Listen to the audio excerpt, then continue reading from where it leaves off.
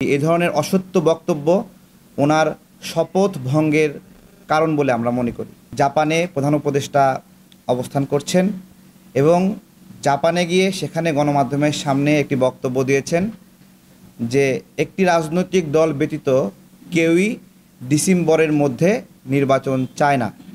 আমজনতা দলের পক্ষ থেকে আমরা মনে করছি এটা একটা অসত্য বক্তব্য।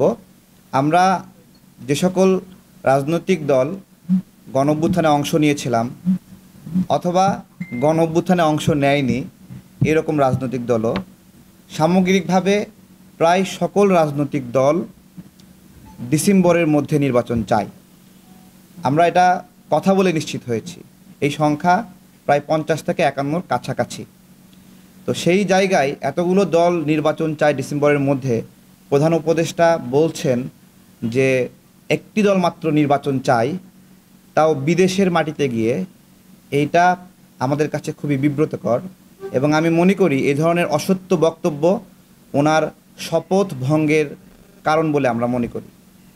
আমরা এই বিষয়ে তীব্র নিন্দা জানাই এবং আমরা মনে করি জুলাই পরবর্তী সময়ে এই ধরনের অসত্য বক্তব্য আমাদের জুলাইয়ে আমাদের যে ঐক্য হয়েছিল সেই ঐক্য বিনষ্টের কারণ।